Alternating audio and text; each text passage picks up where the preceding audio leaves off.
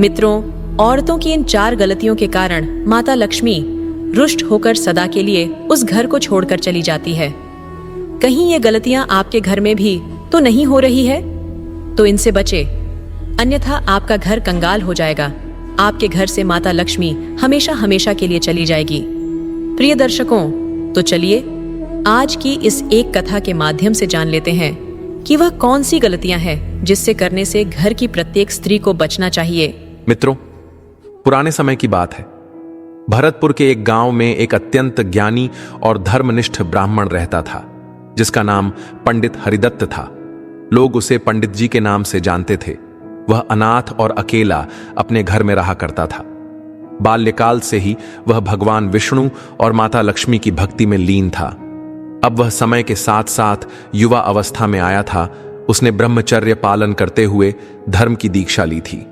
वह प्रतिदिन वेदों का अध्ययन करता, यज्ञ, जप, तप हमेशा व्यस्त में रहता था और आसपास के गांव के बच्चों को धर्म की शिक्षा देना यही उसका नित्य कर्म था।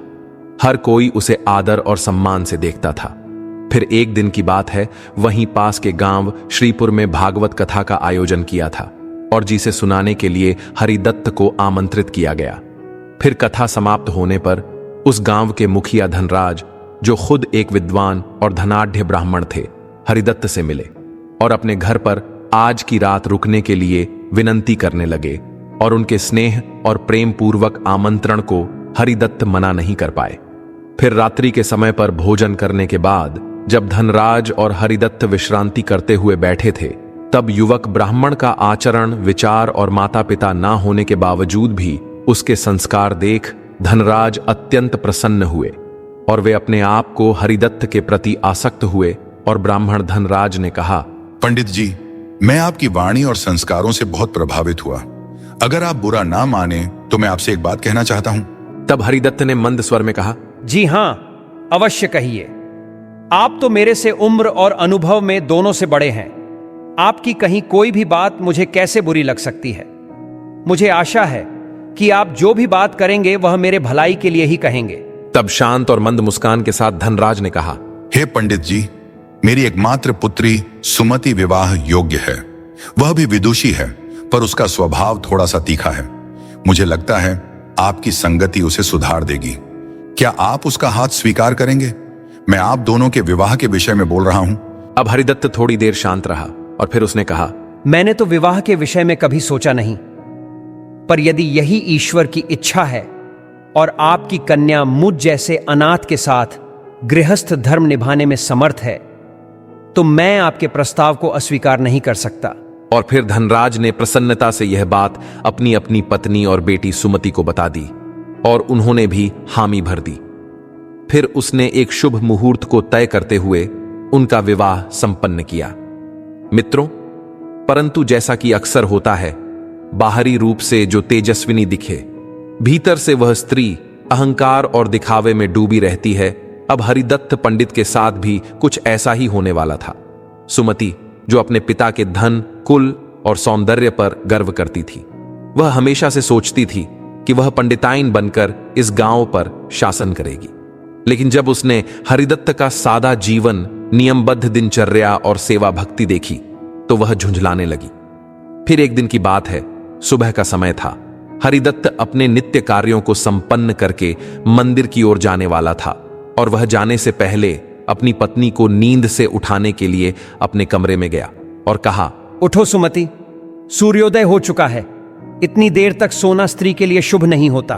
तब तीखे स्वर के साथ सुमति ने कहा, अजी, आप तो सोते नहीं और मुझे भी चैन से रहने नहीं देते।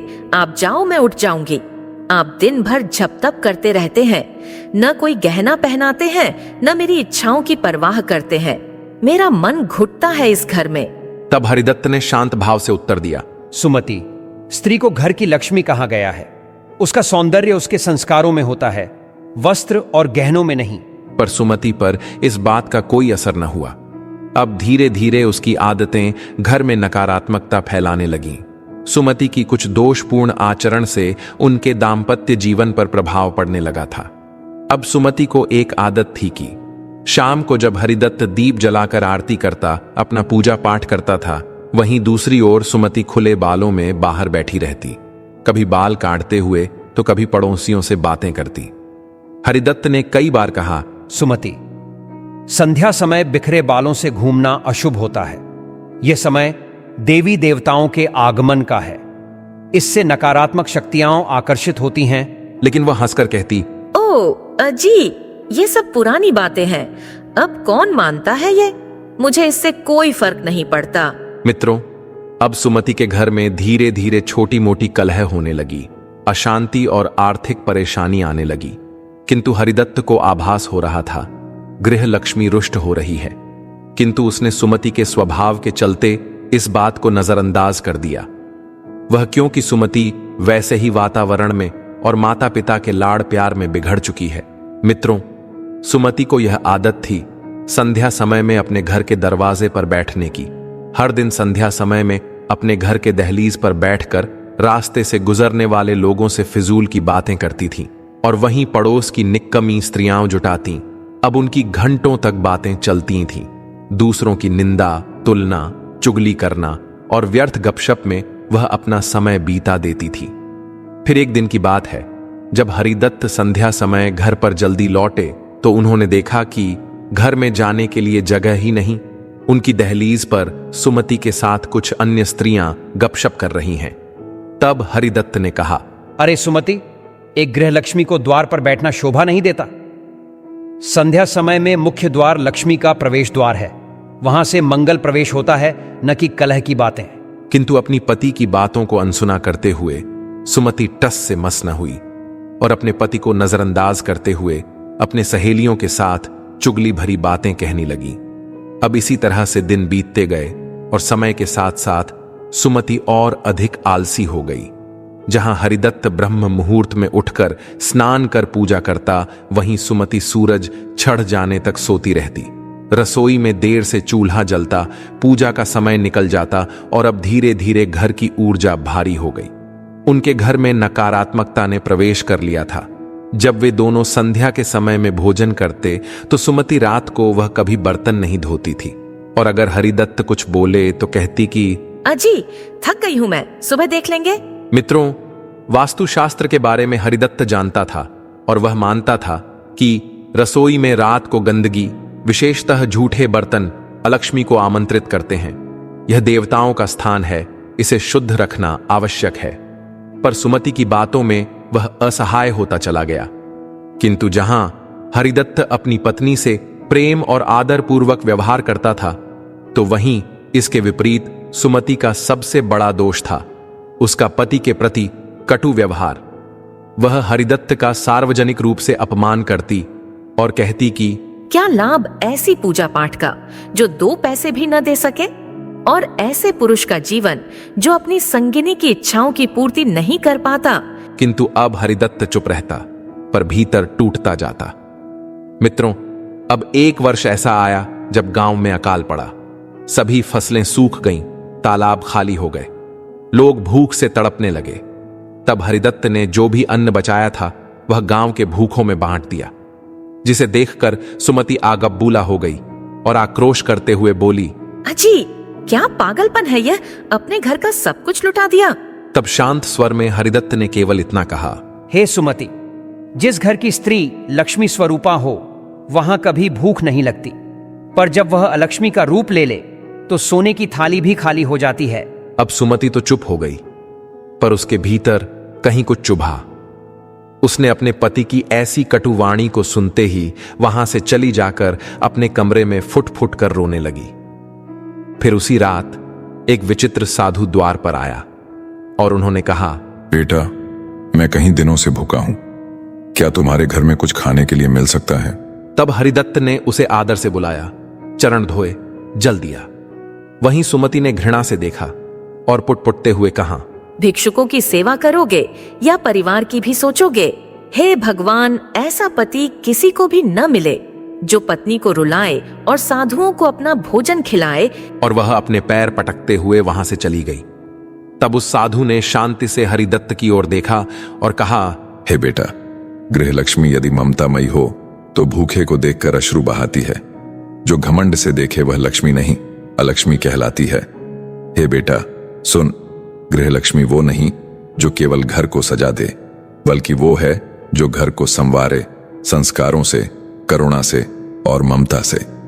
जब किसी भूखे की आंखों में दर्द हो तो उसकी आत्मा तड़प उठे, उसकी आंखें अश्रुओं से भर जाएं और बिना कुछ कहे उसका हृदय पुकार उठे, ठहरो मैं अन्न लाती हूं। यही है सच्ची गृहलक्ष्मी। पर जिस नारी की दृष्टि में घमंड हो, जो भूख को देखे और मुंह मोड़ ले, जो पराये दुहक को अपना ना माने, वो केवल सोने के आभूषणों से लदी स्त्री है, लक्ष्मी नहीं। वो कहलाती है अलक्ष्मी। जहां वह जाती है वहां से सुख और शांति दूर हो जाते हैं। बेटा, गृहलक्ष्मी होना मतलब हर आंगन को मंदिर बनाना है, हर भूखे को भगवान समझकर खाना परोसना है, हर दुखी को अपने आंचल में शरण देना है। वही स्त्री सच्ची धन लक्ष्मी कहलाती है। ध्यान रखना, जिसके मन में ममता न हो वो चाहे लाख दीप जलाए, वो घर कभी उजाला नहीं दे सकता। पर जिस स्त्री की आंखें दूसरों के दर्द में नम हो जाएं, वो बिना दीप जलाए भी पूरे घर को प्रकाशमय बना देती है। और इतना कहकर उसी क्षण वे साधु अचानक से अदृश्य हो गए। किंतु जहां वे बैठे थे वहां कुछ जीर्ण थैले पड़े हुए थे और कुछ उस साधु के फटे हुए कपड़े भी थे। मित्रों, अपने घर से साधु को ऐसे अचानक गायब होते देख हरिदत्त बहुत दुखी हो गया। उसे आभास हुआ कि यह तो साक्षात भगवान थे जो मेरे घर में आए थे, किंतु मेरी पत्नी की आदतों के कारण और उनका अपमान करने से वह दुखी होकर यहां से चले गए हैं।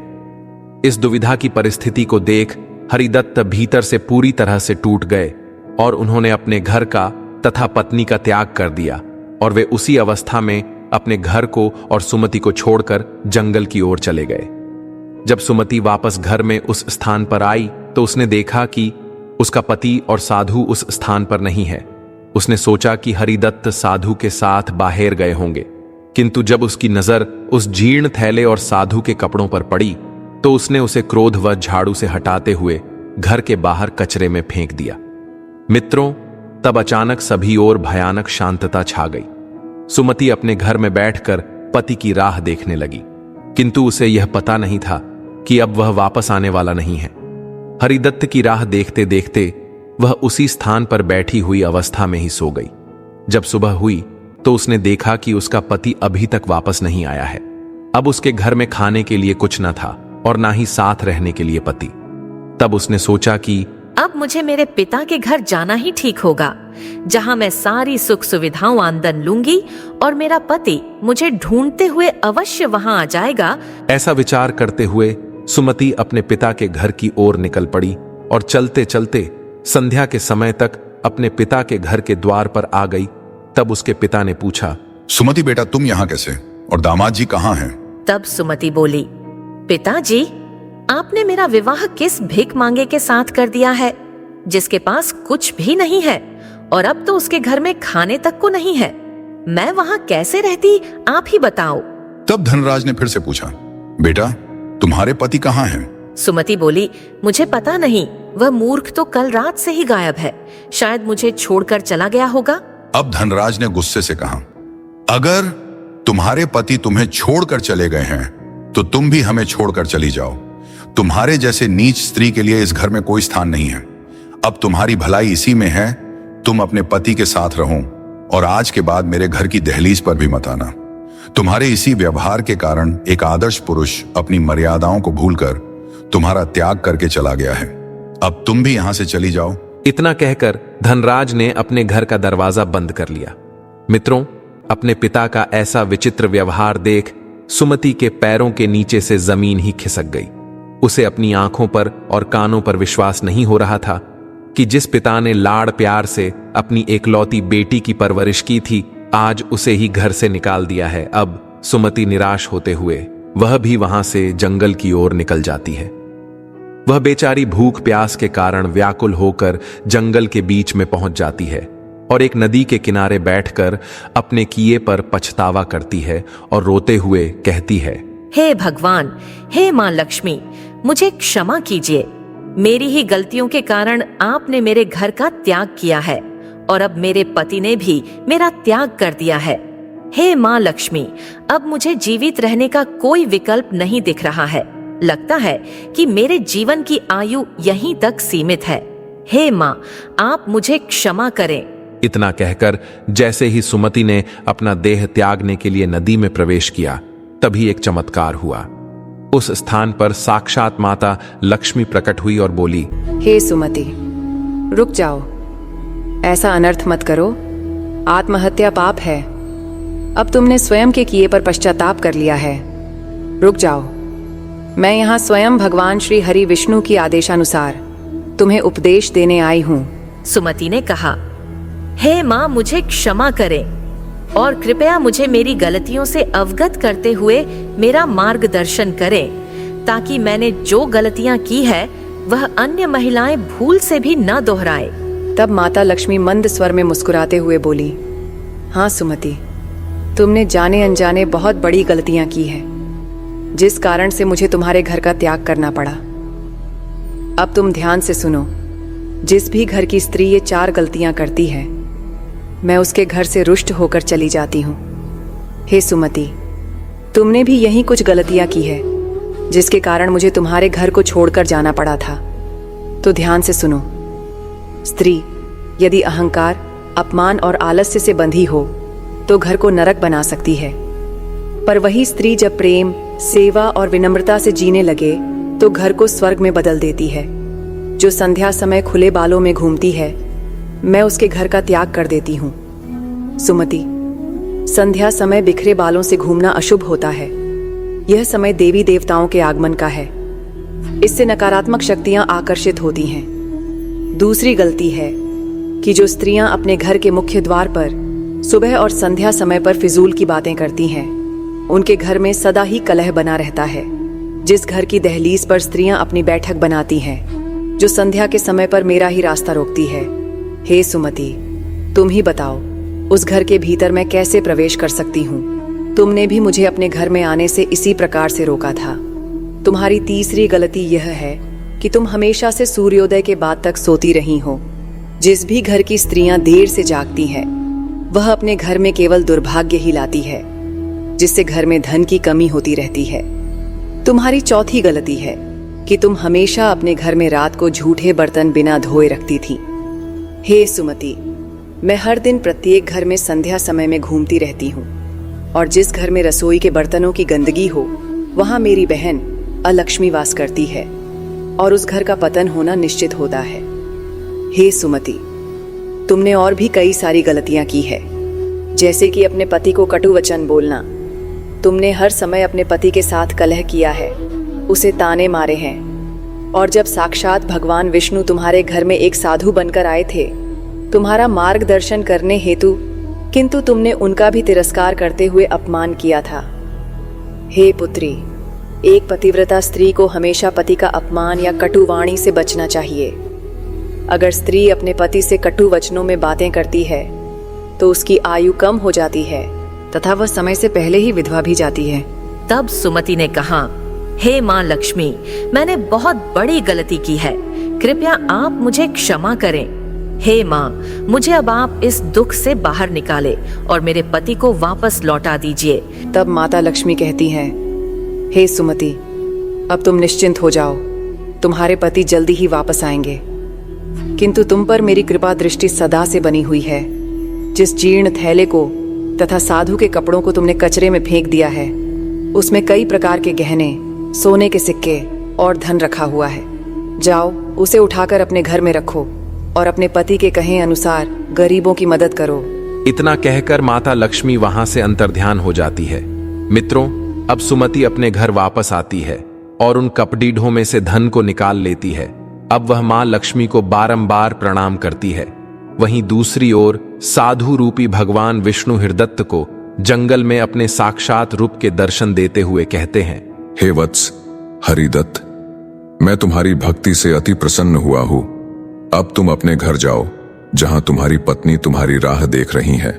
अब उसे उसके किए पर पछतावा हो रहा है, और अपने गांव के अकाल में पड्डे डैढ़े लोगों की सहायता करो। इतना कहकर भगवान श्री हरि अंतर्ध्यान हो जाते हैं। मित्रों, अब हरिदत्त भी अपने घर आता है तो वह देखता है उसकी पत्नी, जो कभी किसी को अनाज एक दाना भी नहीं देती थी, वह आज कई सारे लोगों भोजन करा रही हैं। और हरिदत्त को देख वह उसके चरणों में पड़कर माफी मांगने लगी। तब हरिदत्त ने उसे उठाया और कहा, सच्चा प्रायश्चित वही है जो वाणी, विचार और व्यवहार तीनों में परिवर्तन लाए। आज तुमने नया जन्म लिया है सुमति। फिर उन दोनों ने लोगों की सेवा करने का निश्चय किया। उस दिन के बाद सुमति प्रातः ब्रह्म मुहूर्त में उठने लगी। रसोई स्वच्छ रहने लगी, मुख्य द्वार पर रंगोली सजने लगी, घर में दीपक जलने लगे। उसकी वाणी में मिठास आ गई। वह पड़ोसियों की सेवा करने लगी। अब लोग कहते, ये वही सुमति है जिसने हरिदत्त को जीवन भर ताने दिए। और हरिदत्त मुस्कुराकर कहता, स्त्री के भीतर अपार शक्ति होती है, गृह विनाशिनी भी और गृह लक्ष्मी भी। फर्क केवल दृष्टि का है। तो मित्रों, आशा करते हैं आपको यह कथा अवश्य ही पसंद आई होगी। तो वीडियो लाइक करें, कमेंट में सच्ची श्रद्धा से जय मां लक्ष्मी अवश्य लिखें। आप सभी का धन्यवाद।